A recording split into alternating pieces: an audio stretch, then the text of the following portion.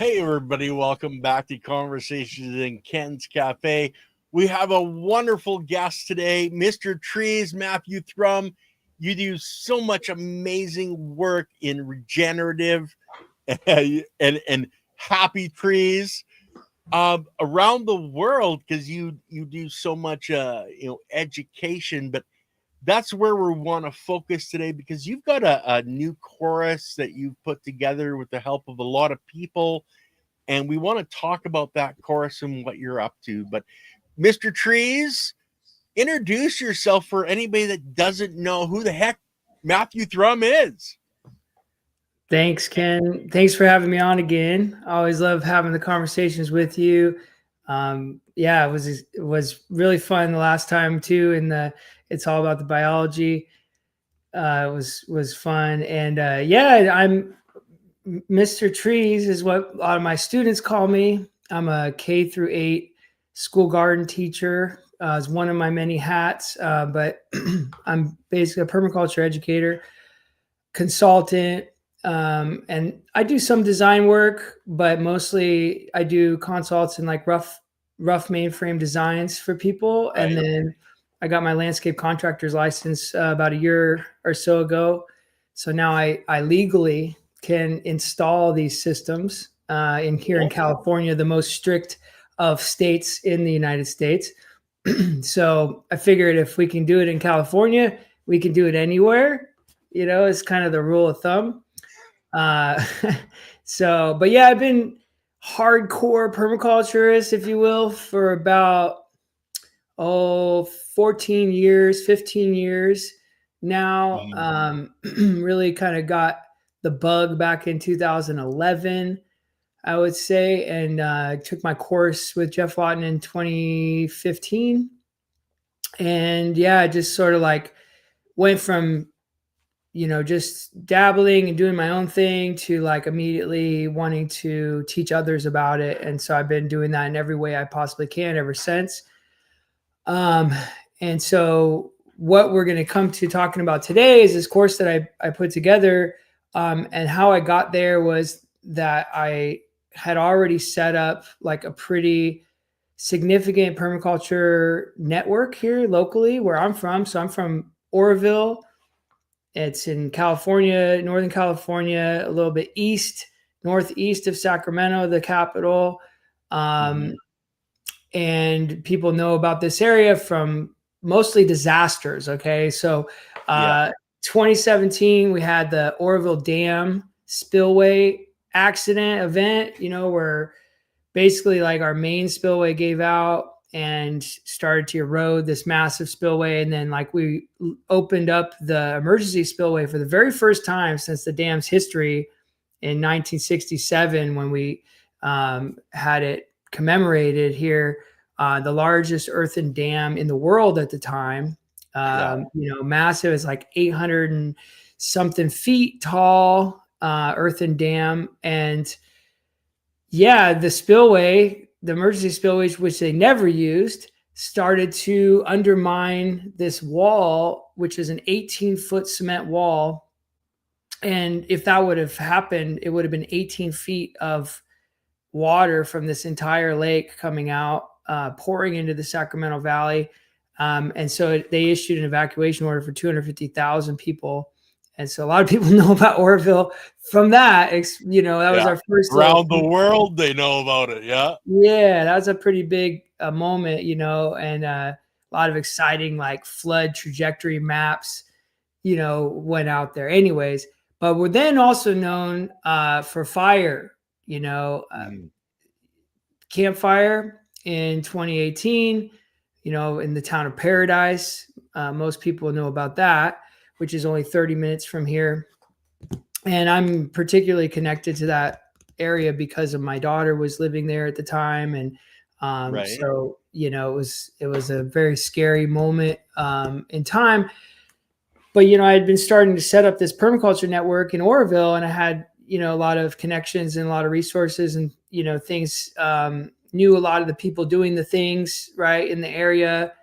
It was kind of like, if you're in a desert right? Like you're an oasis in a desert. It's kind of like I put up my permaculture flag, you know, and had all these people. I was like the guy that put up the flag, you know, locally, and I had all these people starting to find me from about 2015 or so on to that time 2018.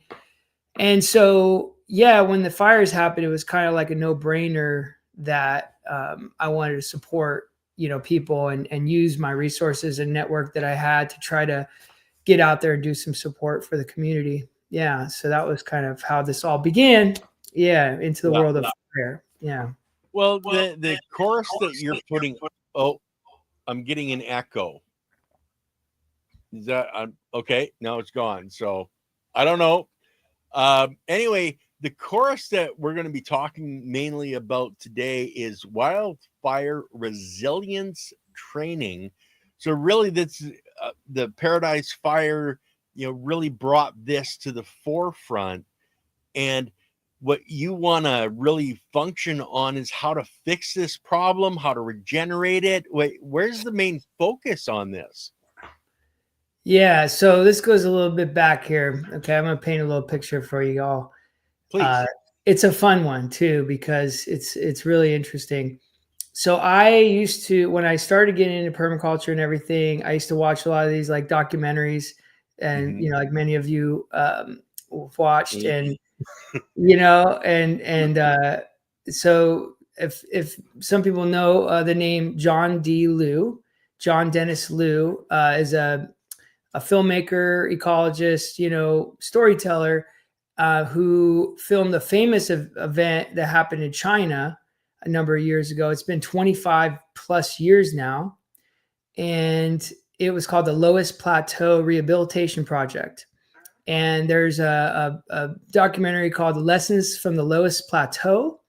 And there's also another documentary that features Jeff Lawton, so many of the permaculture world people know, you know, awesome permaculture educator, probably the leading in the world, I would say now, from Australia, runs a tuna farm. There was a film they put together called Green Gold, and it was based on the Middle East and you know, greening the desert, essentially the idea of greening the desert, but it also used a lot of the story from the Loess Plateau in that film. And I was obsessed. My buddy Zach, who a good friend of mine, like introduced me to it, and we used to watch these films, and you know, started to watch more stuff that John put out. And Hope in a Changing Climate is another one, but a lot of it goes back to this, you know, Loess Rehabilitation Project. And if you guys don't know about the Loess Plateau Project, it is the largest scale land restoration project in human history. 650,000 square kilometers of highly degraded land in China that was, you know, 10,000 plus years of Chinese heritage, you know, really overgrazing, over farming, you know, and it's already a very, you know, loose soil. That's why the name Loess Plateau. It's a loose soil, and it's where the Yellow River gets its color. Is all the runoff from that area. And then the dust storms in Beijing also were from that area. And it used to be so bad that people would have to wear masks for different parts of the year all the time because of all the particulate coming from the topsoil being run off from this area. And it got so bad, and the people were so poor and destitute in this area because of the degradation of the soils and everything there. It was just a terrible place to be. And it was so bad, you know, and all these other problems. Chinese government decided to basically fix it. You know, they got a group of ecologists, engineers, essentially what, you know, we might say parts and pieces of what permaculture people do. And they looked at the land and they said, okay, what do we need to do to fix this? And it was a series of prescriptions of like terracing, you know, and replanting certain areas, paying the locals to not graze the animals there for a while, actually paying the citizens to like go in and, you know, do the work themselves. So local knowledge, that was a big part of this. I thought it was really cool. Now, we're talking about China, which is, a communist country that, obviously they can do a lot of different things in other parts of the world. People have their different ideas about it, but this was a system that it worked. And for the amount of money they spent on it and the outcome, the famous thing in the video is a 10-year time lapse of what happened to this place in 10 years. Mm-hmm. And, they put in some dams, small dams, one bigger one, but mostly smaller dams, revegetated the hillsides, planted trees, only trees on the steep slopes, et cetera, et cetera. And in 10 years, it completely transformed this place into a beautiful oasis. It brought back not only the environment, the ecology, the wildlife in the area, but it was also done with farming in mind and the local people's, economy in mind. And everybody just started moving back, and it started to thrive, and it completely changed that whole region. And now China's actually doing a whole bunch of amazing greening projects all over China. Every time I talk to John, he's telling me about some new thing. He's like, oh, there's not a lot of good news from the US about China, but he's like, but here's what's actually happening. He's showing me plans and stuff, incredible stuff, wetland projects and all sorts of things that they're doing out there. Again, take it with what you will, but the lesson for me and John's big epiphany in that moment, basically documenting this whole thing over 10 years, was like, wow, if we can do this, on this scale, why aren't we doing it? And that's his classic phrase. If we can do it, why aren't we doing it? And so he went around the world promoting this all over the place, showing the pictures, the time lapse, getting out his message. And that led him to different roads. And one day he had this dream, and he wrote it out, into an article. But it basically is like the idea of going camping with our fellow humans together and restoring large scale degraded ecosystems, creating what he called ecosystem restoration camps at the time. Now they've changed their name from camps to ecosystem restoration communities, which is, I feel like, more aligned to, the reality of what needs to be. It needs to be a long-term thing. Camps are kind of temporary, but also camps have a bad connotation to many parts of the world. So that's the other reason why they changed the name. So I had sort of heard a little bit about some of these things going on. And 8 days or so before the campfire in Berry Creek, in Paradise, I was on a forum and I seen John was on there live, and I sent him some stuff, on there. And lo and behold, I got an immediate call from John on my Facebook Messenger. Who's this guy I've been kind of following forever, and thought it was amazing. And so he calls me, and it's like 2:00 in the morning in China, and he goes, Matthew, you need to join my movement. I'm going to have a council. He's like, would you like to be on the council? And cool. He's like, I love what you're doing. So he said, this coming spring, February of next year, I'm going to have this meeting in California, because he thinks, a lot will come out of California and it will spread. And again, what you can do in California, you can kind of do everywhere. So he invited me to this thing, and I'm looking up what's ecosystem restoration camps. And one of the videos, and it didn't really hit me till later, but one of the videos that I saw about this, which came in my mind as I'm evacuating my home, it was the third evacuation order that was given that day, first from Paradise. Yeah.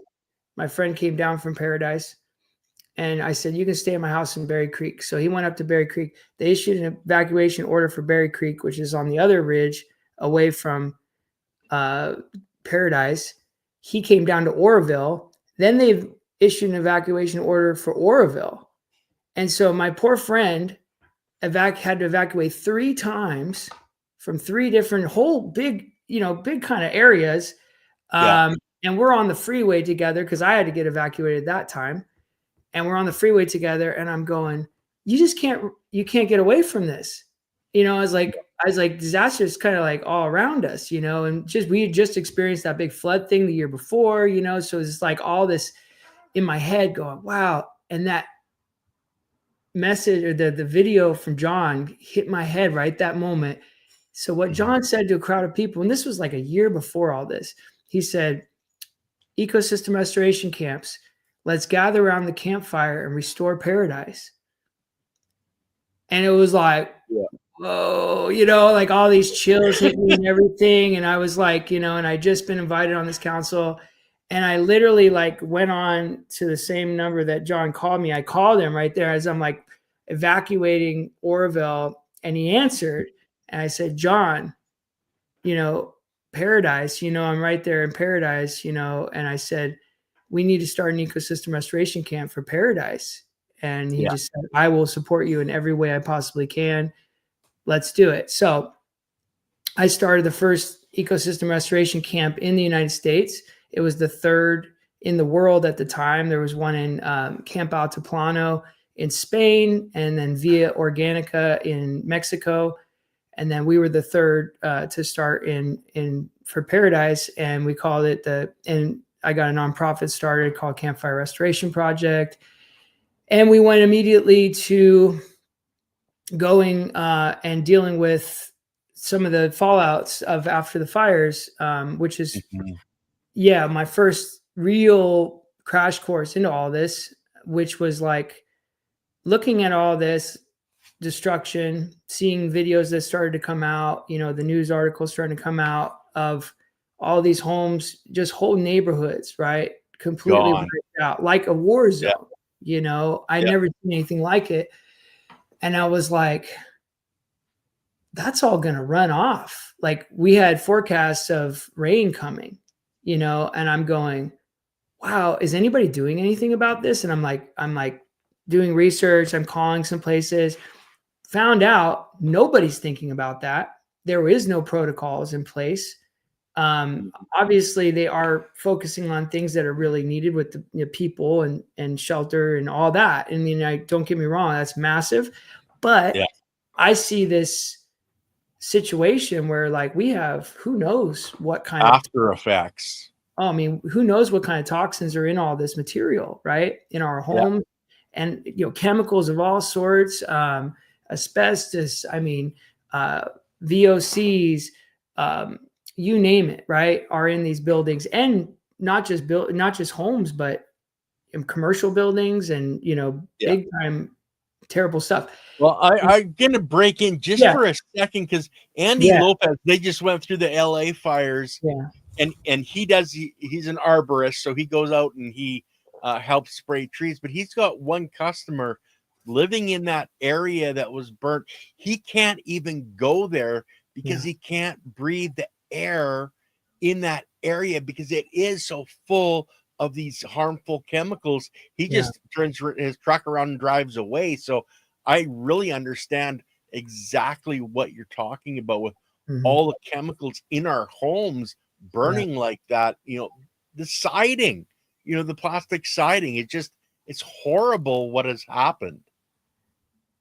I mean, and anybody in the sort of regenerative world or natural building world that researched any of this kind of stuff, we know how much junk is in there, right? In our homes. It's completely terrible that we live, in these structures that are filled with all this stuff. It's bad enough that our homes are burning down from these fires, but then on top of it, we have this secondary layer of reality that is, we have these incredible, toxic legacies that are going to wash away.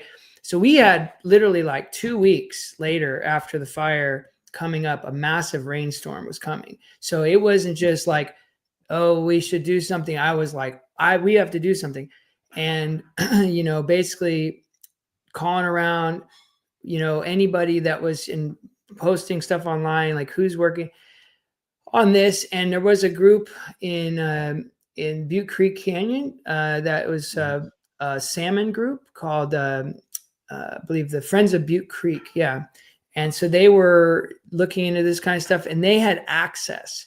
Now, one of the problems is after fire, so many problems, it's total chaos, but after fire, there's no entry, right? You can't go in, which is a big problem. And then who does get let in initially are people like PG&E and all these other groups, and they're just cutting down trees and doing all this crazy stuff that, is like kind of like a free for all in a way. It's really interesting.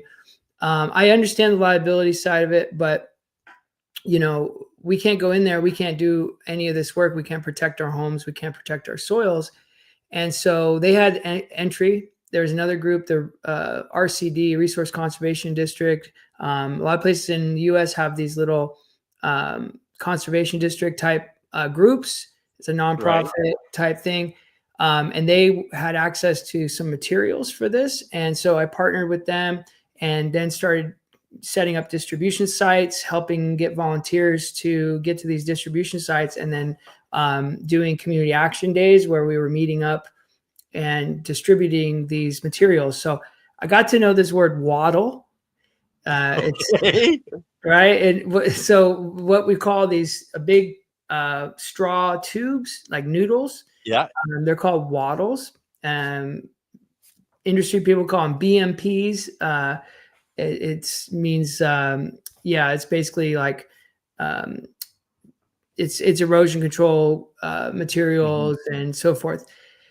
And so going in there and like coming up with a plan, how do we best prevent these materials from running off site? And so it was a lot of just hard work and moving materials around. But then there was also the issue of access to property and things like that, right? So, I mean, luckily this one area, they had a great community group. So they were able to get out a lot of letters, and people, what I found from doing this work, the biggest thing that I found is that people really care about it, and people will respond, and they're thinking about it. And so we got a great response, had a whole bunch of properties on a list that we could go to. So we made maps and went out and started putting these wattles around homes. We also had a bunch of straw bales and things like that we got from like rice farmers locally, and we started laying out materials. Because you got the toxins, but then you also have massive erosion potential, right? Because most of these fires, these wind-driven mega fires that have been happening, just really in the last, 20 years or so, like is when it's been picking up.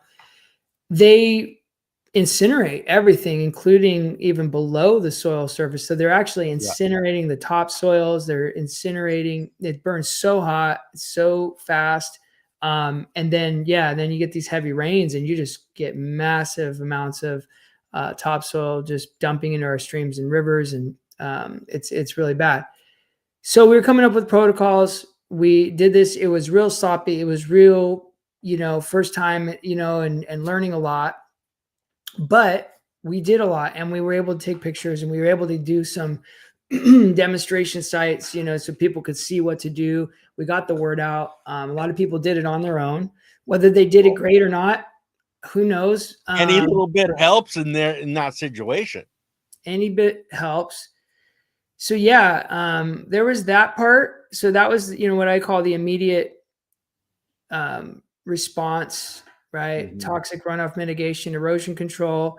And then it was community stuff, then it was bringing people together. And I teamed up with a group called Regenerating Paradise. And they were more on the people side of things. I was more on the land side of things. And I remember though, we did a meeting with the community in Paradise. And it was one of the first public meetings or get together, whatever you want to call it, that wasn't government run, Right. And we had every person in that. I mean, a lot of people showed up, more than I thought. And every person that came out said, what a difference, coming from these government meetings where everybody's just yelling and angry and, like it was just all mitigations. But our meetings were like solution based and talking about, what we can do looking forward, and how we can navigate all this, ways to think about redesigning these places differently, so they don't burn, thinking about how we can, heal our land and stuff. And so it was and I realized, wow, there's a huge need here. Right. And so that was a big part of my journey into this. Well, fast forward, a couple years later, consulting many people in the community. We did tree giveaways. We did big events. We went to a local school and installed a demonstration site where these kids were the only school that survived, and the whole neighborhood around it and all their homes were all burnt out, and they had to drive into that every day. And it was amazing. So we had our first big events up there. And long story short is I worked in this area for now 7 years. And in 2020, when I was sort of, a couple of years later, I was stepping away from being the executive director on the board of the nonprofit that I started to kind of work on my own property, which hadn't burned. It was I wanted to do a pre-fire sort of demonstration, right? Of what you can do, which I was thinking mushroom logs and, to thin the forest and do mushroom logs and like a compost operation, had all these great plans. I was going to start that in October, after the first big rains, get in there and start doing all this work. And on September 8th of that year, the next biggest fire came through, which was called the North Complex Fire. It was 350,000 acres. So the campfire was like about 100 or so thousand acres. And this fire was 350,000 acres and burned down the town of Feather Falls and Berry Creek, where I had my home and family's home since I was a little kid, and 12 acres of beautiful forest and everything. And so fire beat me to the punch. And so I was living that story myself and learning that path. So I went through that whole thing and learned the whole process, how to deal with the entire cleanup process, erosion control methods, created a demonstration site there, basically started my own restoration camp up there. And, really went at it, did a couple of permaculture design courses up there. And have been then consulting other communities as well ever since. So I've been to Santa Cruz for the CZU fire to consult with them. And we did a huge erosion control demonstration out there. And Malibu, did some consulting in Malibu, did some consulting in a few other areas, Clear Lake, and then also for the Maui fires, just recently. Mm-hmm. And so I sort of been finding the people that are doing this work all over the world and developing this network, kept looking for something out there that was like, holistic look at all of this and like, why is this happening? There's a lot of like what to do, like how to do the fixing, just like medicine, right? They're going to prescribe you specifically for things, but why is it happening? What's the underlying reasons? And so I realized eventually I had to do it. I needed to build a course. And so that's what I've done here is I've been working on it for a while now. Started actually do it on my own.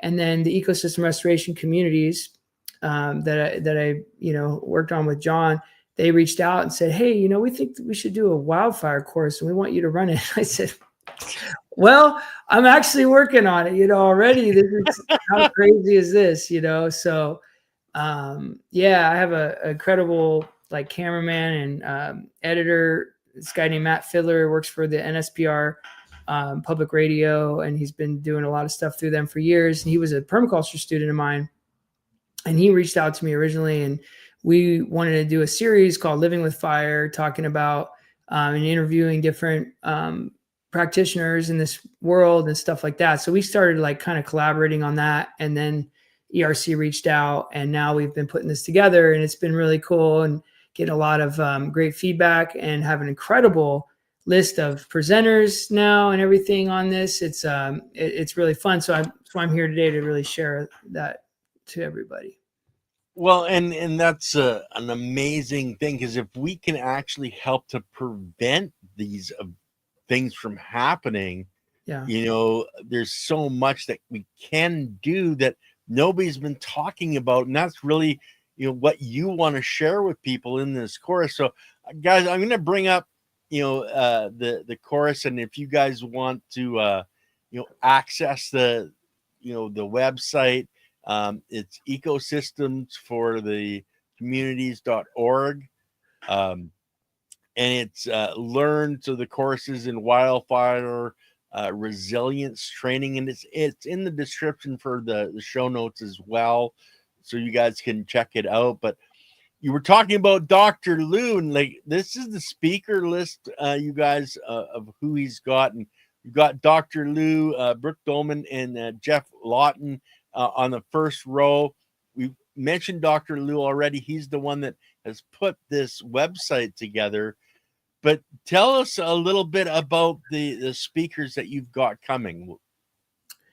Yeah, we've got an incredible lineup already, and we're actually getting more, like, still filling in spots. But yeah, John Liu, of course, because founder of ERC, he's a very accessible person.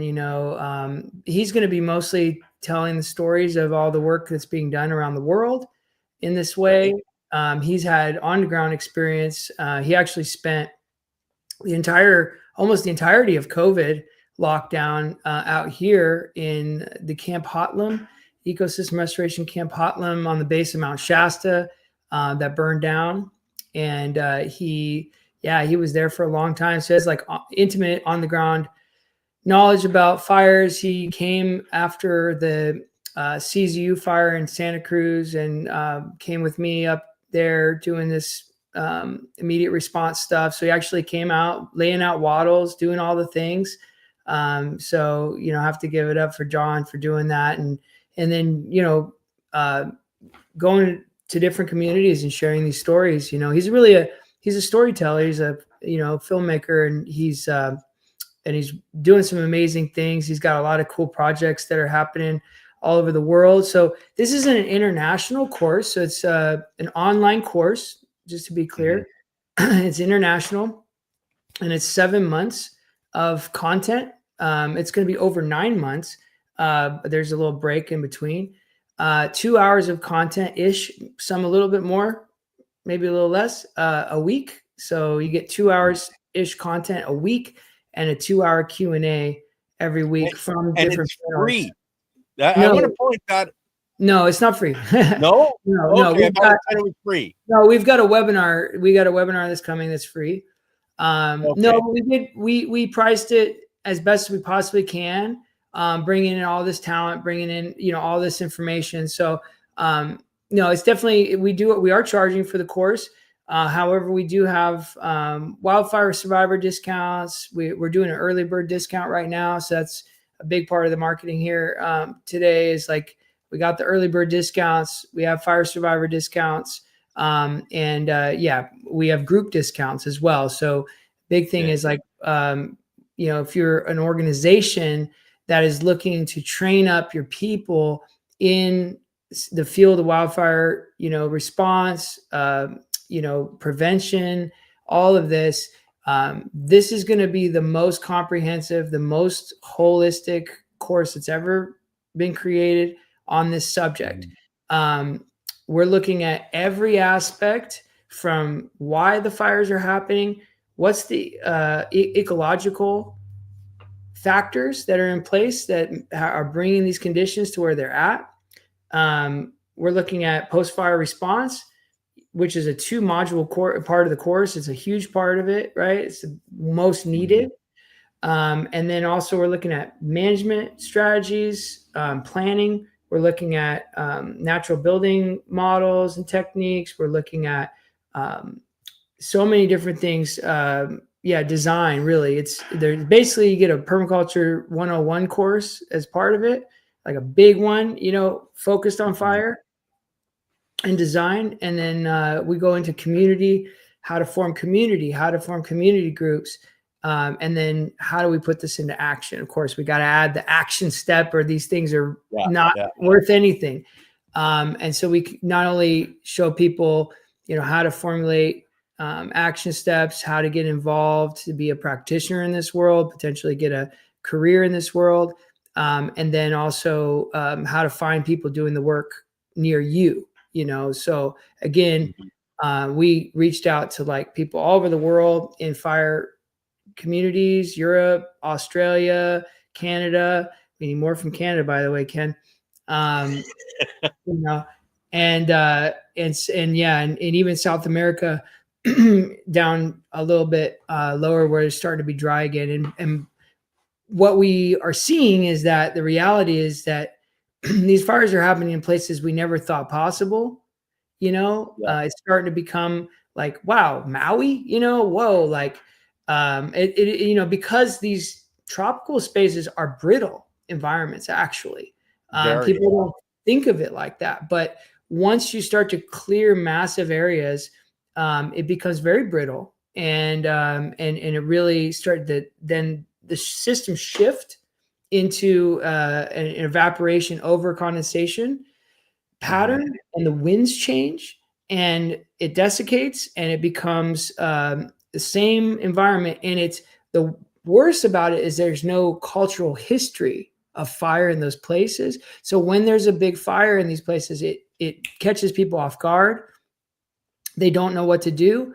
Whereas here, like California, like we're like probably the most, knowledgeable now than anywhere. And we have obviously the ecological and indigenous knowledge of fire here for tens of thousands of years. Anyways, but that's a little background on the course. But John Liu, I mean, if you want to put that back up, Brock Dolman, who's one of my faves, the guy that brings the beaver conversation to the world. He's the beaver guy. If people don't know about Brock, he helped found the Occidental Arts and Ecology Center here in California, which is probably one of the most happening permaculture, amazing properties that you'll ever go to if you get a chance to come. So incredible person, going to talk about, beaver mimicry. How do we rehydrate these areas through natural models, which is a big part of the problem. Jeff Lawton, of course, goes without much, need for introduction. Probably one of the most amazing permaculture, designers in the world. My teacher personally, had a great, conversation with Jeff. He's kind of going to be spotting throughout the entire course. Mostly talking about mainframe design. Jeff's a big mainframe, rough mainframe design guy. He's all about, how do we set up these systems from the bones, so we go from talking about water access and structures, placement of elements, things like that. We had a great about 2.5 hour conversation that we edited down into different things, talking about everything from native versus non-native species. How do we use pioneer species to fill niches in the ecosystem until we can, kind of let the natural systems replace it, and so forth. Some amazing conversations talking about like all these models that have worked all over the world for thousands and thousands of years. He's had experience to be able to travel to some really amazing places. Who else we got down below here? We got, Lee Klinger. In fact, I got his book right here, Forged by Fire. And Lee is I can't really say it. There you go. Forged by Fire. He coined the term. Oh, sorry. Here we go. He coined the term sudden oak life. There's my background there. Sudden oak life, and basically fire mimicry. How do we use fire mimicry to heal trees? And so he's developed a protocol by studying indigenous cultures, and then he's a PhD, so his academics bringing into that, with the Western mindset, and he created this system called fire mimicry, basically. And he's going to go through all that. He's got a bunch of case studies in his website, suddenoaklife.com. Really cool. And yeah, he's been on the ground doing that work for a long time. He's from Big Sur, California. Raleigh is one of the two of the group called Water Stories, and Zach Weiss. I'm hoping to get Zach on. Zach Weiss, big earthworks guy, Cool. pond guy on there. But Raleigh also is a soil consultant. He's part of the group called Compost Academy. He was trained by Dr. Lane and so forth. Same with Keisha Ernst, incredible permaculture designer and soil food web consultant, so forth. They started an incredible biocomplete compost company here in Nevada City, nearby here in California. Good friends. And going to be talking about soil, going to be in the soil section. Who else we got here? Zeke Lunder, a local guy here, who's incredible. Sort of looking, he's started a thing called the Lookout, which is looking at fires and fire behavior. He was a geologist by trade, and has been studying fire behavior. He's been working on fire mapping for like 25 years, and understands, and he's got the like ecological mindset behind it, but he also comes from a family of loggers, and so really diverse. Got a lot of friends that are firefighters, so he's got a really well-rounded point of view on the whole thing. So we did a little tour around some of the local areas that burned and talked a lot about fire behavior. Alan Booker, some people might know, is a incredible permaculture designer who's worked a lot with Paul Wheaton, who's next on the list. But he's actually works with government agencies and trains them in holistic design protocols for disaster response. So he's an architect by trade, an engineer by trade, and then became a permaculturist, which is like a deadly combo, that's like, wow, and he understands the language of that, the professional side of things, and the working with county, state, federal government, private enterprise people, the permitting, all that kind of stuff. So bringing a huge piece there, how to work with government agencies and bring his program that's working, how do we can proliferate that.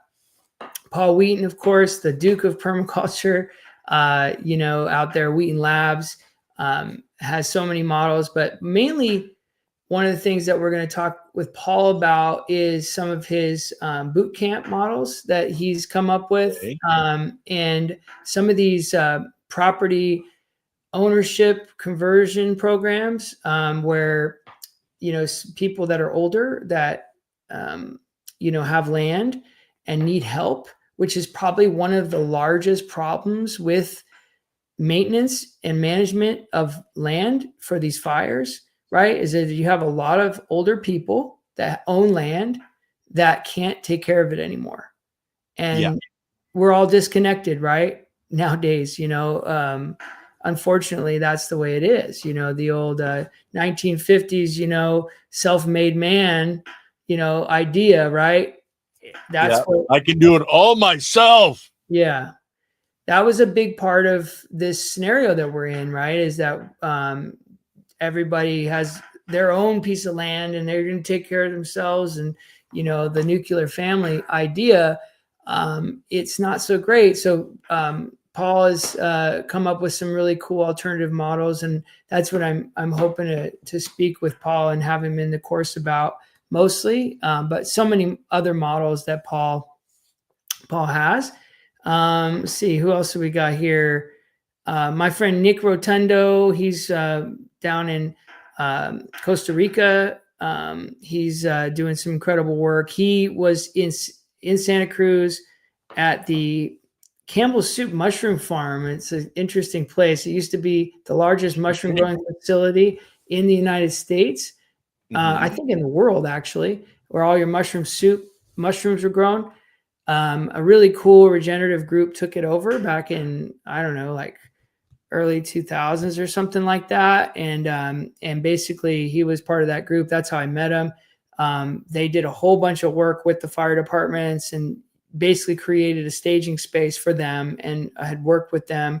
And he's a permaculturist and incredible person. So he's got a lot of that like immediate response or mid fire response knowledge that he's going to be sharing. He created his own like wattle making machines, very like community level replicable models that can be shared out to a lot of different communities. Of course, myself, Miguel Elliott, aka Sir Cobbleot.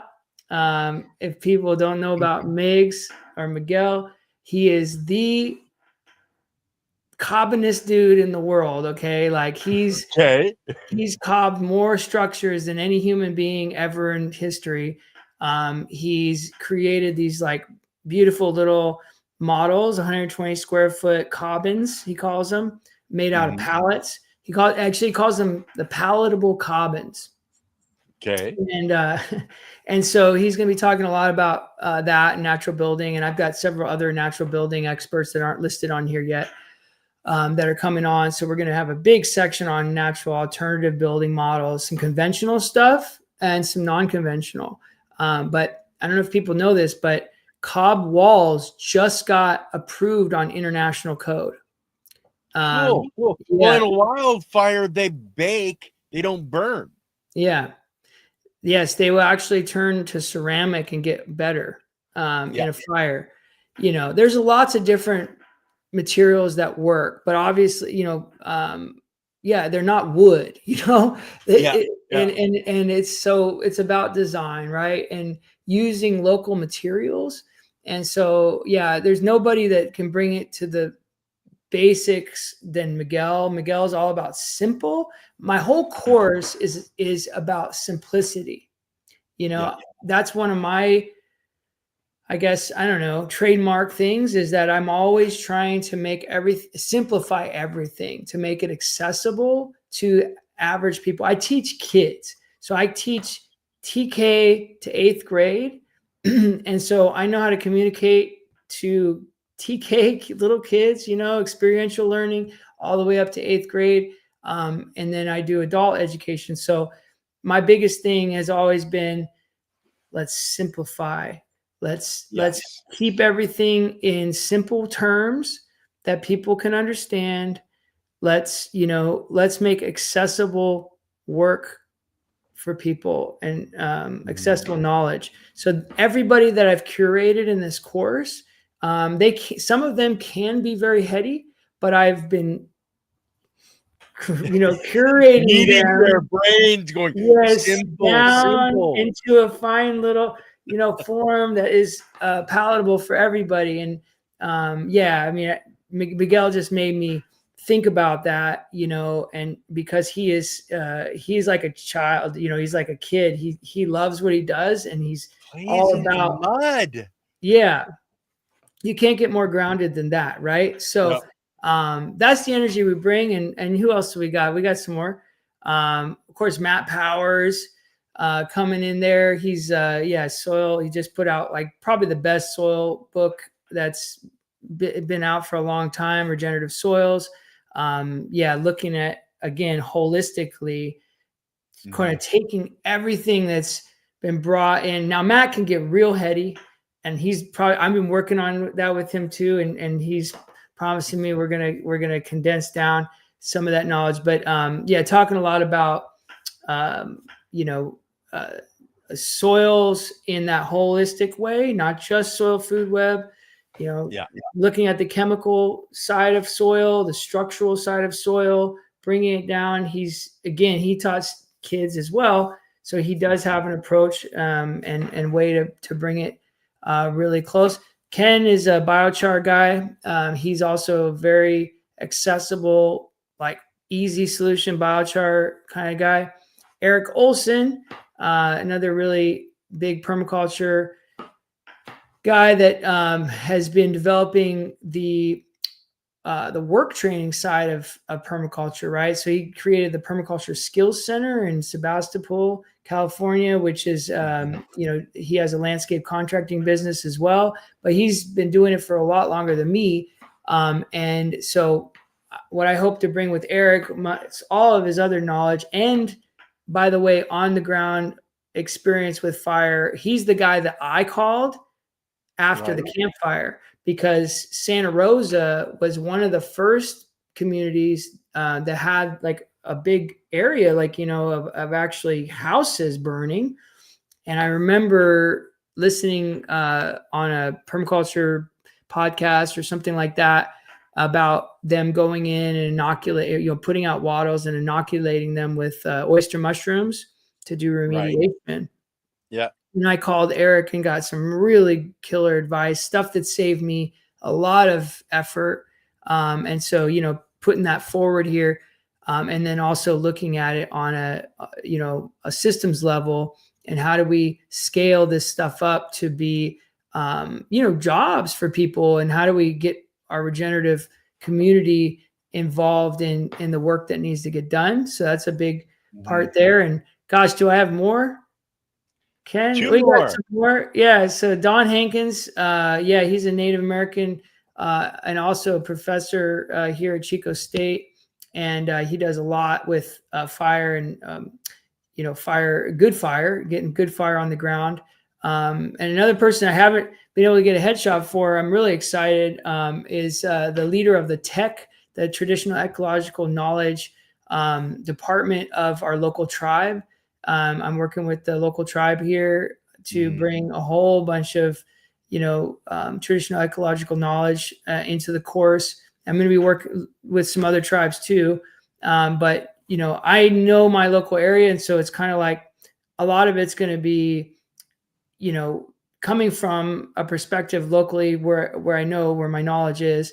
And then we're going to be bouncing that off a lot of other places on the earth, and they're going to be showing their ecosystems as well.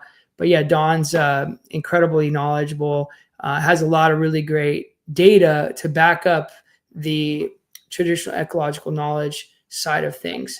And so there's a lot of cool partnerships happening from this. And Keisha and Casey, you saw Keisha earlier, husband and wife team.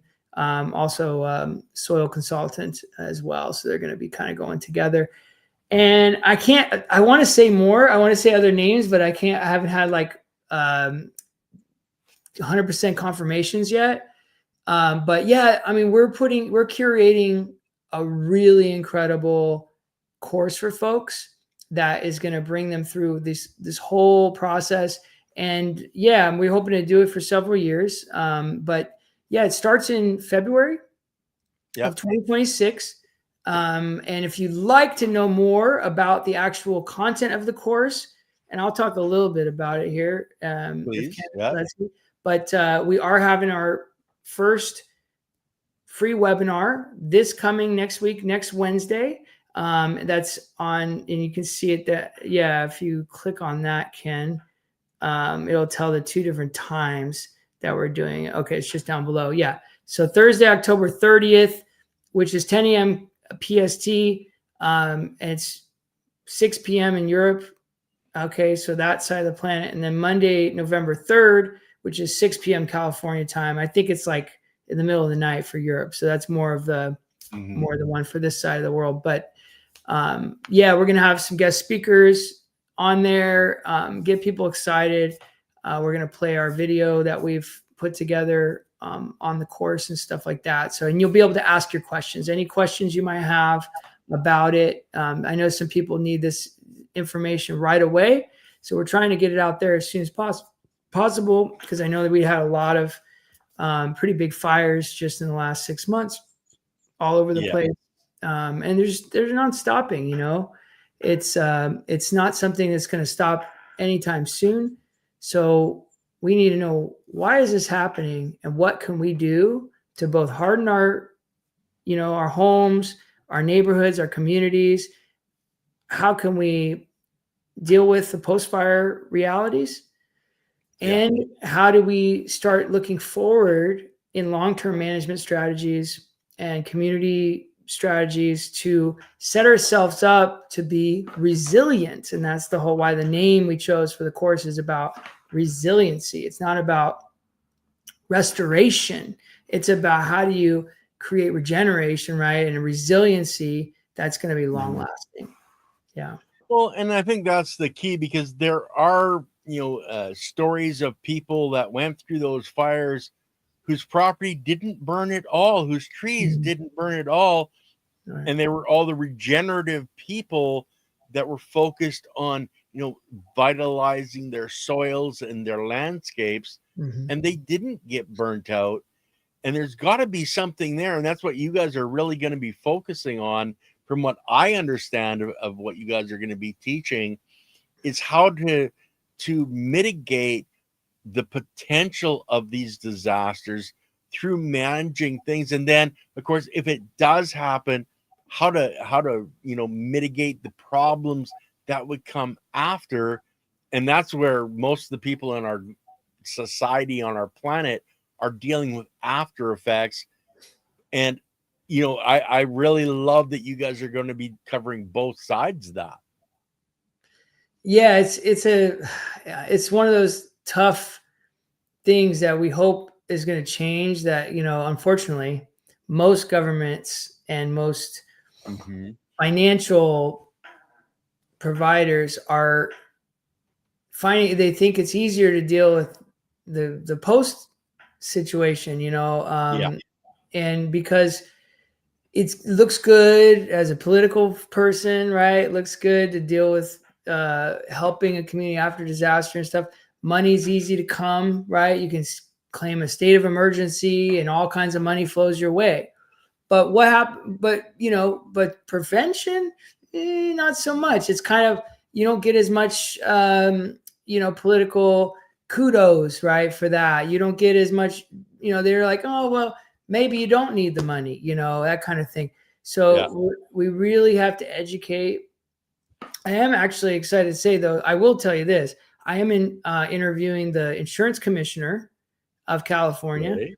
And I'm going to be having a deep dive into the insurance side of all of this, and how can we work with insurance companies to, showcase, like, hey, here's these techniques, here's these things we know that work.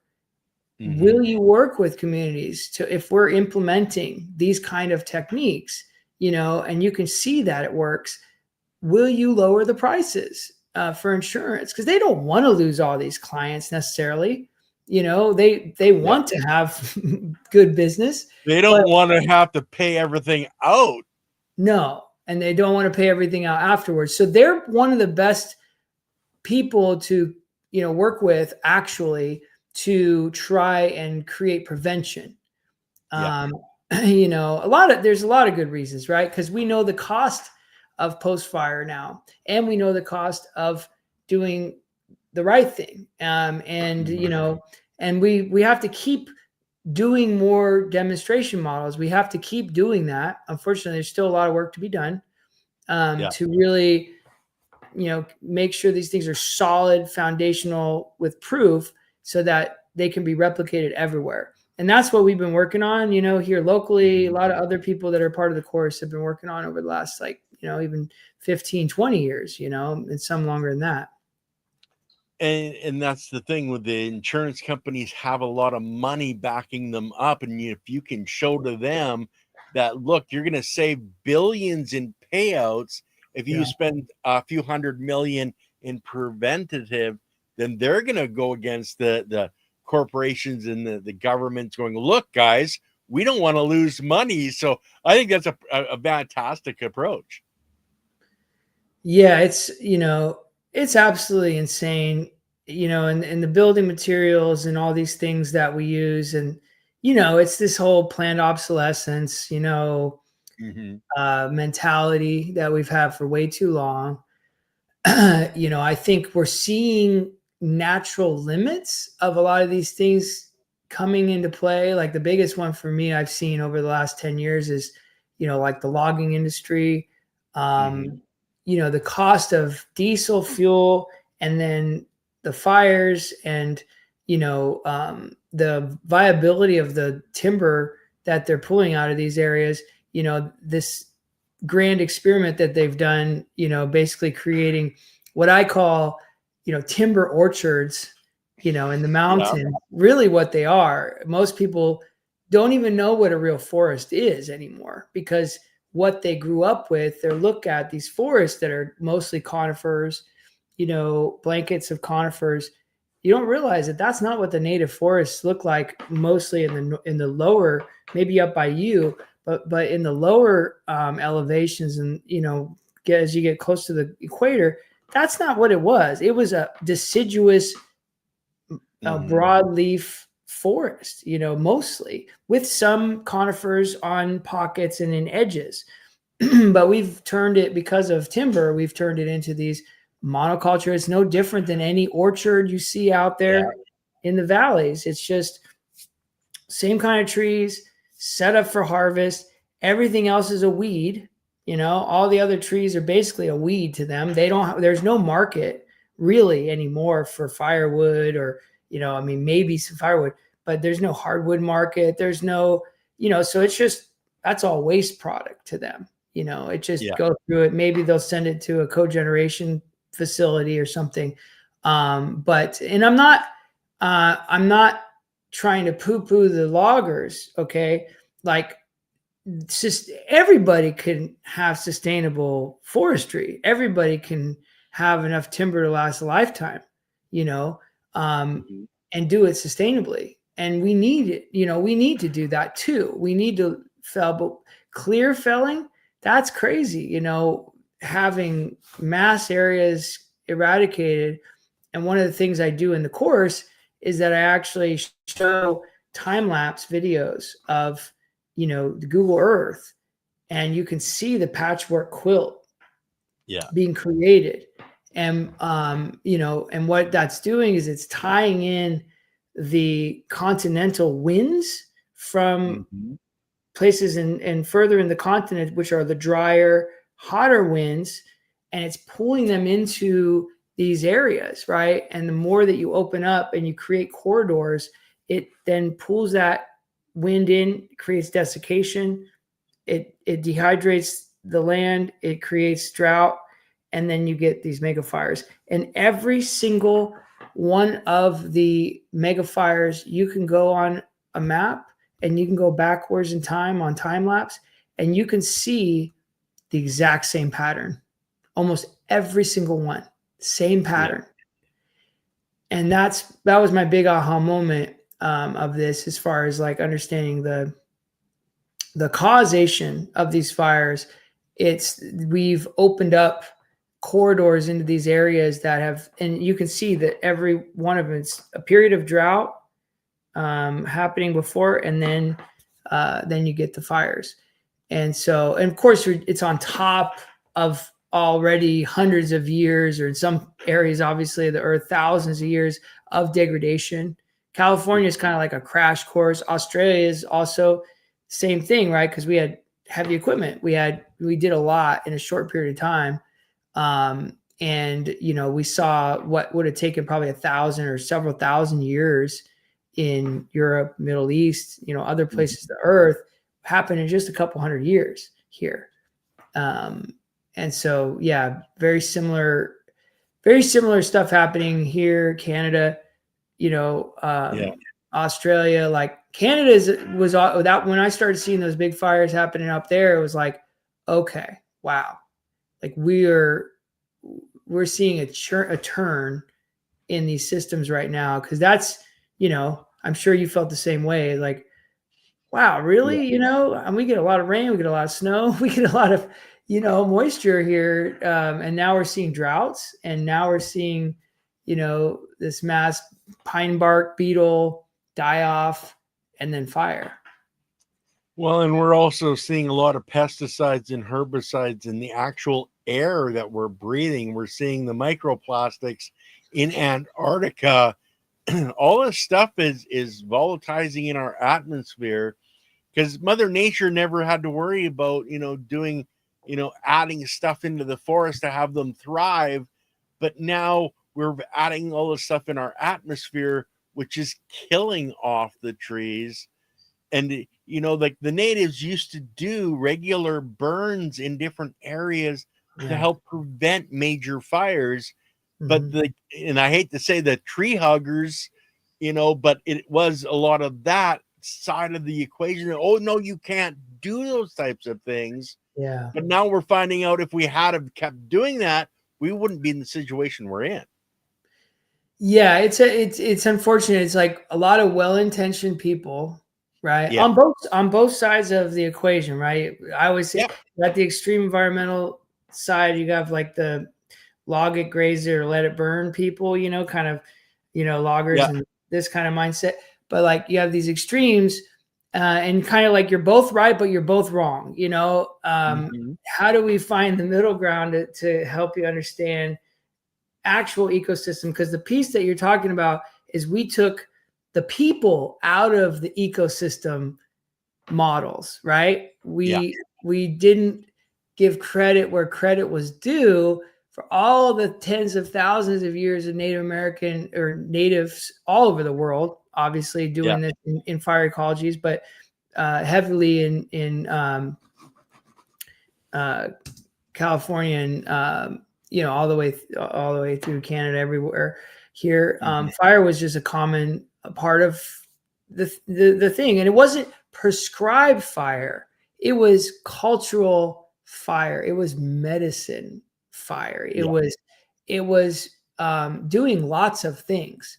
That's what people need to understand. When they burned, it was an intimate act. It was something they did to get seeds to germinate, to cleanse the trees, Mm-hmm. to eradicate lichens and mosses growing up the trees, to strengthen trees, to kill the weak trees and favor the strong trees, Yeah. to create herbaceous plants to grow for wildlife, so better hunting. It also eliminates too many trees pulling the water out of the ground. So there's actually seeping water, which is one of the biggest like things, the aha moments too I had after the fires is like, wow, I started seeing springs pop up on my property that I've never seen before. Like 2 springs popped up on my property that I'd never, my whole life, never had. And they've been running ever since the fire. And Yeah. the reason is, what there is a balance. You get too many straws. Trees are incredible pumps of water. You get too many straws sucking that water up, you don't have water seeping anymore. And if you don't Yeah. have water seeping, you don't have wildlife, and you have a drier environment. I would never cut down trees, even 15 years ago, not Yeah. really. I just looked at it as beautiful, and like look at all the moss and everything, and it's great. But the reality is that no, it was a very unhealthy place, and I'm Mm-hmm. starting to see that now, and it's like it's a hard conversation to have with a lot of people too, especially if they haven't experienced a fire yet in their area, and I mean they don't want to cut down trees, and I say, and they might do a little thinning, and I go, no, you got to go like 60%. You Yeah. got to remove 60% of those trees. But if you do it in a thoughtful, carefully designed design process, right, of how you think about it, you're creating healthier trees, healthier ecosystem, more wildlife's going to come in, more opportunities for you. And if you're before a fire, you've got an incredible amount of resources there too, Mm-hmm. to utilize right on the land, and to put back into service, right, to the land and you and your family and everything else. Yeah. Well, I think in one of the main things, and I'm not against logging at all, but one of the main things they're missing is the biggest and healthiest and most beautiful tree is one of the ones they cut down, and those are the ones that they should be actually leaving for the next generation, because those are the healthiest seeds being produced and Right. landing in the soil. So it's that, you mentioned it a little bit earlier, having the stronger survive Yeah. and building up the genetic code. Yeah. And unfortunately, there's too much of people going, oh, well, no, that's I want that log in my Right. living room, right? Right. Yeah, we call that the original sin. The old growth trees that were cut down, because what it did is it basically interrupted a millions and millions of year cycle of, these strong genetics. Yeah. Were and native peoples understood this, and they fed these trees. They honored these trees like, this is the future. This is like grandfather over here. This is the one provide. It survived. This is the one we want to. There's an incredible group. I'm not gonna remember their name right now, but they're doing that. They're collecting the seeds of ancient trees, and they're proliferating those. I'm hoping to get them on as well. John knows about it. I think it's called. Yeah, I don't want to do the wrong name. Anyways, but they, yeah, that's exactly what it is. But once we cut that down, if they would have just left the old growth trees and thinned the younger ones, which we would consider mammoths now, right? Like the biggest trees that 100-year-old, 200-year-old trees.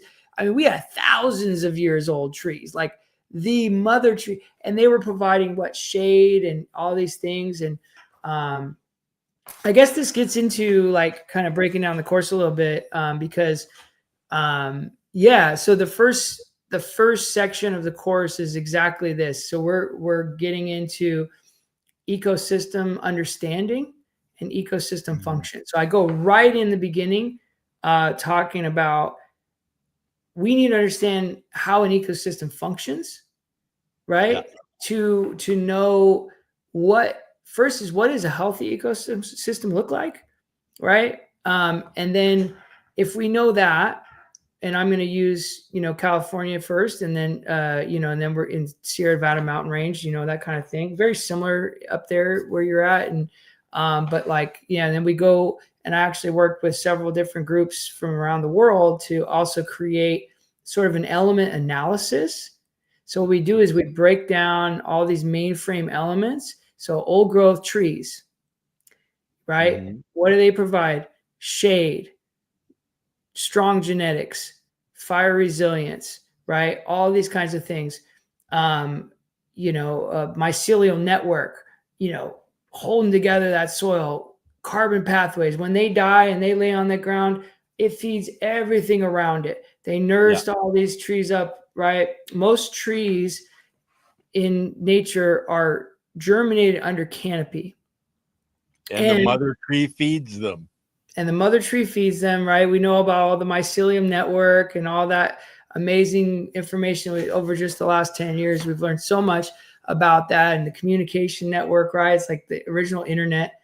And then, what is it like now, right? And then we look at like the grazing animals, here we had thousands and thousands in a herd, that would come through. And when there's fire or something like that, and all the little sprouts come up from a tree, or just in general, you have thousands of grazers that come in with predator pressure, right? That's a big part of it too. Predator pressure, keeping them in tight packs, competing together, just like holistic grazing, holistic management does now in regenerative ag. And they compete, and they eat all that new growth down. They manure on the ground. It adds all the biology to the soil, right? Healthy biology, from those plants, because there's also a healthy insect network and all these other things, right? Which are like the micronutrient masters, right? The insect populations, which we've lost 60+% of our insect populations over the last 30 years. It's probably one of the most important losses that we've had. But you imagine them coming in, boom, dropping all that nutrient, basically moving succession forward. Every one of these elements, like after I'm going to talk about, is like moving succession forward. The predators, right, coming in, connecting them to like fish and like the salmon in our area, right? The only thing that brought ocean nutrients up deep into the forest, right? So the salmon used to swim freely up. We put dams up. We stopped that. But birds and bears and mountain lions and all these elements used to grab those and distribute them far and wide all over. Imagine that. In 1967, we had the Oroville Dam built. For millions of years, those salmon used to go up high into the forest. And 1967, boom, that stopped. And in many other areas, Klamath, the Klamath Project right now, they just, recently in the last, 10 years, they removed a lot of their dams. They've been removing more and more. And the salmon have flowed up to the headwaters. This year was the first year, healthy populations. It's a massive, massive change. But yeah, you imagine like all that kelp, and all those other ocean nutrients feeding these trees. Big bears. We had the golden grizzly here in California back then. One of the largest grizzly bears, had, every 15 square miles, I always think about like every time one of those bears poops in the woods, it's like dropping a little compost, load out there in the woods. One of them dies. I mean, it's a massive truckload of fertilizer. And the birds, all the, and of course, all that feeding the microbes, right, in the soil, healthy fungal and microbial populations, all feeding the system. So that's a healthy system. What is it like today? A whole different story, right? Right. And so obviously, when we don't have the recovery elements in the system, which are what all those things are, when a fire happens in an event like that, which might have been natural back then, even if it would have been healthier, but we have these unhealthy, faster, hotter fires. We don't have any of those recovery elements back, that come in naturally. Mm-hmm. So we have to be those elements, right? Yeah. So it's a story about what are the functions of these ecosystem elements, and how do we mimic those elements when they're not there? How do we unwind ourselves out and allow the ones that can come back to come back in the system to do that work for us? And then how do we create models and protocols to keep doing the things we have to do? So it brings a yield also for our work, right? How do we get something back from that? You could say fire safety, of course, is a massive yield, but how do we design in other yields into that system as well that will self-motivate people to continue doing that work? That's a big part of it. And so that's the first part of the course. That's like, boom, you're understanding succession, ecosystem function, like the groundwork of all of it, right? And then we go into module 2 is restoring land and livelihoods after fire. It's not really sequential, but I put it right up front because it is the most important part for most people. So that's a 2-month module. Most of the modules are 1 month. This is a 2-month because so many parts to it. But post-fire immediate needs, we talk about temporary shelter, food, housing, trauma, grief. I have an incredible gal that I just actually right before I talked to you or, on this show today, I got her confirmed on it. She's been doing a ton of work in this area and she's going to be covering this section. She's created basically like a post-disaster community book, like a pamphlet, like how what to do. Cause she's just been doing it on the fly for now about 6 years or so. And has really come up with some great things. The Center for Mind Body Medicine, who does a lot of trauma stuff, is going to be part of that. And then post-fire toxic mitigation, remediation, erosion control. And then we go into the first 6 months after a fire, navigating the government, corporations, that sort of thing, acquiring resources, mitigating resources, forming community groups, mutual aid, all that kind of stuff. And then getting into just the whole process up to 18 months in the post-recovery world. Hard questions. Should I stay? Should I go? You know, Yeah. is it, because I trust me, I've seen it, I've experienced it. We're gonna take our hard lessons and share it with folks so they don't have to make the same hard lessons, so they can be best informed to make the decisions, right? That's kind of the point of that. A knowledge-based decision. Yeah. And then long-term recovery, how do we look at redesigning and rebuilding communities with purpose? Which is, I wish more was able to be done in Paradise in that regards. A lot of people just kind of right back to same old, same, better, or, bigger, bigger of the same, more of the same sort of thing. But there's definitely an incredible movement of people doing that in Paradise and other places, and we're going to be talking to a lot of them. Module 3 is getting into the fundamentals now, reducing wildfire risk and designing for resilience. So this is really the design section of the course. Go through permaculture design, mainframe design, fire themes, water access structures, breaking those down into individual pieces, management plans and strategies. I got a section called fuels to tools. How do we look at this fuels or waste from the system? How do we convert it into tools, and how do we create outlets for that?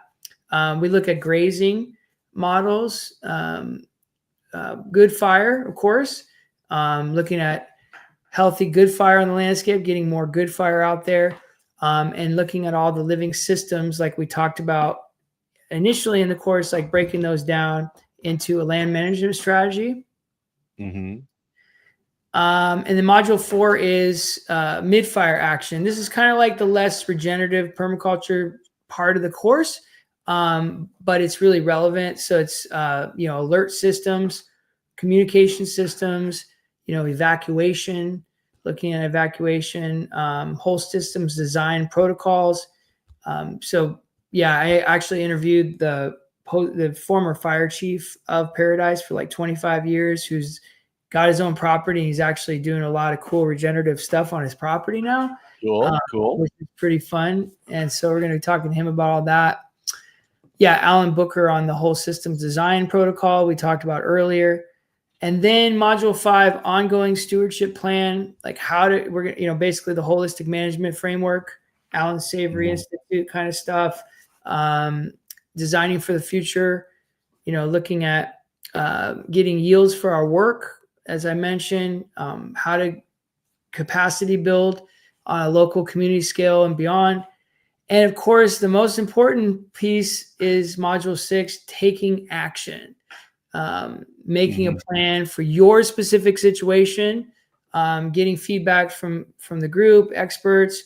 We're going to have a lot of extra Q&As in this time, and we're going to do a design exercise like a permaculture design course and create a fire resilient design for your situation, or some people can team up with other folks in the course and get a lot of feedback, readjust, accept the feedback, change it up, and find and then link people with projects that are happening all over the earth, and find their tribe. So that's the not nutshell. That's this mega project that's going to take a year. Like, how many hours per month? Like, you got the different modules, etc. But if I'm signed up for the course, how many hours a month am I going to be putting into this course? Yeah, so it's 2 hours of content per week, and then a 2-hour Q&A, and we do that in 2 time zones. So you could theoretically go to both, but one's probably going to be during a late hour or something like that for you. That way we can cover both sides of the earth, as best as possible. So I would say it's about 4 to 5 hours of content per week, or of that you're committing to, which isn't a lot. It's like taking an hour long class, like a day, for weekdays or something like that. But you have 7 days to do the content, the 2-hour content, and then we have the little Q&A on Mondays, and you get the next the next week. So it's I know it sounds like, when I laid all that out, it sounds like, oh my God, this might be overwhelming. It's actually an introductory, level of a lot of this stuff. And like I said, we're trying to simplify all this information to make it not like that. We take it in little bites, so that you can, you don't bite off more than you can chew.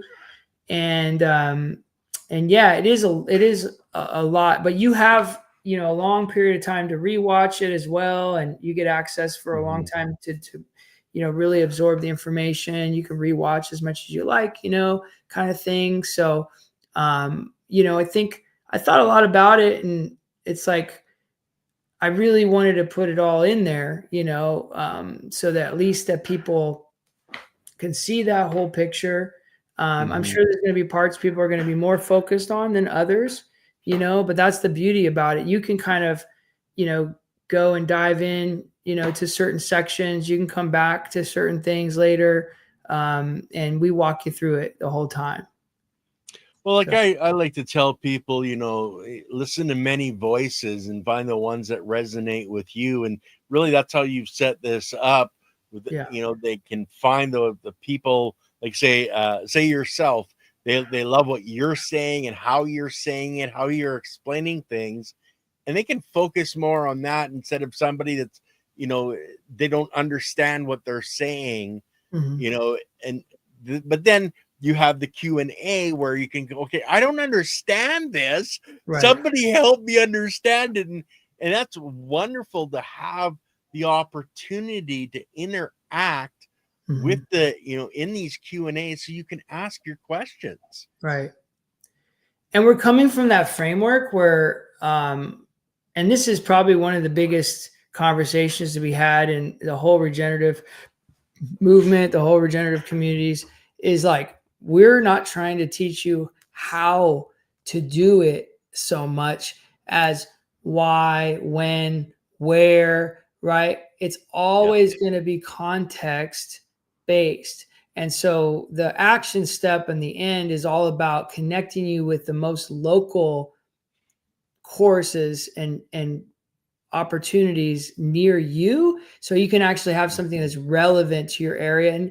And no matter what, like, your area you're working on is always going to be unique. It's always going to be its own thing. So we're going to carry that through the whole course. Like, this is what works for this specific situation. We want to understand like that context so that you can go, oh, okay, I don't want just a 1, 2, 3 how to, like these clip videos that you see nowadays, on everything. It's like the 5 steps. This is the 5 steps. And, like, I tried the 5 steps and they didn't work. That's the whole thing's, you throw the whole baby out with the bathwater, but it's like, okay, I'm not trying to tell you the steps exactly. I want you to understand the context, why we did in this scenario, why we did it in that scenario, what's different, how to think about it, so you can come up with your own conclusion, your own ideas. That's a big part. It's huge.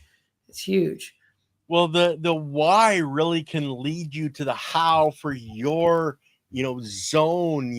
I live in Australia, I live in Canada, I live in, the top of a mountain, I live in a desert. It's all going to be a little bit different. You're doing the same thing, but you have to do it in different ways. And that's where, I don't tell people that you have to compost in this way. No, just compost whatever works for you. Right. Yeah. Well, it's it's something that we're, people are starting to get a little bit, better about in certain circles and stuff. We're having the conversation more and more nowadays. But yeah, it's a big deal. And yeah, I mean, it's there's a lot of stuff that can work, where you're at and things like that. But just to have that in the back of your mind the whole time and thinking, okay, and carrying that forward, I thought was a big part of it. Yeah, I mean, we need to get out there and experiment, and see what works, and it's okay to fail, and it's okay, and like I always say, is like, let's take our expert hats off, because we're all really co-creators and co-sharers, and Yeah. we're co-learning together. Like, you know, some people have more knowledge about certain things, but it might not apply to another scenario. So we're always learning. We're always, you know, getting humbled, you know, and if we can have that conversation up front, and people feel less scared to get involved and less scared to try things. And we all Yeah. need to get out and try things. Well, like I say, it's caring, sharing, and community, and you guys are putting that community together, and everybody can help everybody else, and that's what, you know, that we have to do on a global scale. But we're at an hour and a half, so I think we're gonna wrap it up. Yeah. But you've got the free webinar, guys, that is coming up here right away. Yeah. So sign up for that. Go to the website. The links are in the description for that. Sign up for that. Check it out, and you're going to get more into, you know, what is going on in that webinar. Correct? Yes. And, you know, and then we're talking about wildfire, but I want to tell people that, like, this is also beyond wildfire. Wildfire is just one of those, you know, climax degradation things that's happening in this climate. Now, the same exact situations lead to the flooding, leads to all these other heavy energy events, right? It's Except for volcanoes. I don't think it has anything to do with I don't think volcanoes. it does have anything to do. I mean, we might learn one day there might be something to that, but no, I don't think so. But a lot of these, you know, these obviously like weather related events, it's about removal of ecosystem function, and if we understand those basics, then we can apply it to all kinds of scenarios.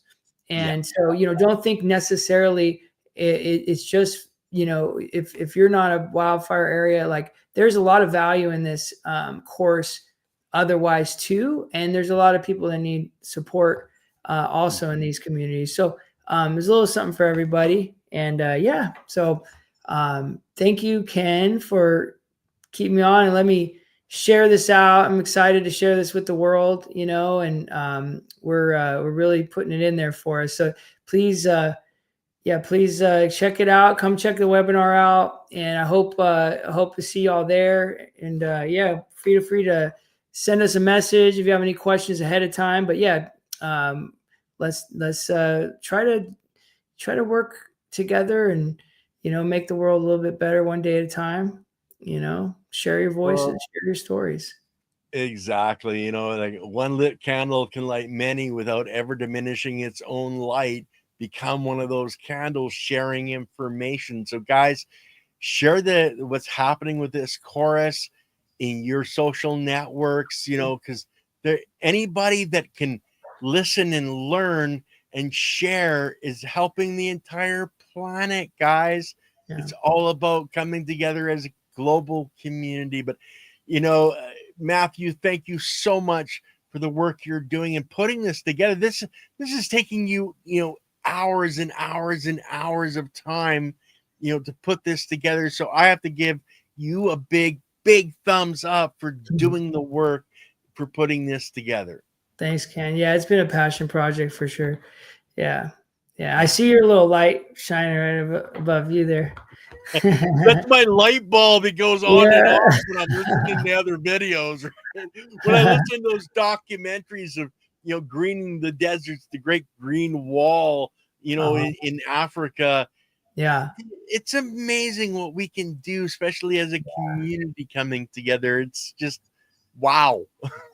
Yeah. And it's not that hard. That's the thing. It's not that complicated, really. Yeah. And it's inside of all of us. It's already in our DNA. And that's the key. It's like, it's there, it's ready, it's waiting every day, everywhere. There used to be a healthy ecosystem around you where you're sitting right now, listening to this, like right around you. Want to study that. What was that like? What was that ecosystem? And you have that in your DNA to understand. So, you know, and it will change your entire world, you know, and not just literally physically, but yourself inside spiritually, you know, the outcomes, your family, everything. It's, you know, it's why I'm doing this, you know, I don't, you know, it's, yeah. So I'm here to share Okay. as much as I can. Yeah. You bet, man. And that's why we have this the channel all together. It's all about, you know, educating people on the very basics. And this is basic stuff. If you allow yourself to learn it, you can Yeah. grow healthy food. When you consume that healthy food, oh my gosh, you get healthier. It's amazing stuff, guys. Anyway, we're going to end it there, and I'm going to talk to Matthew off the screen. But chat, love you all. We will see you on Monday with Yellow Skunk Farms showing off his stuff with Leighton Morrison. Bye, everybody.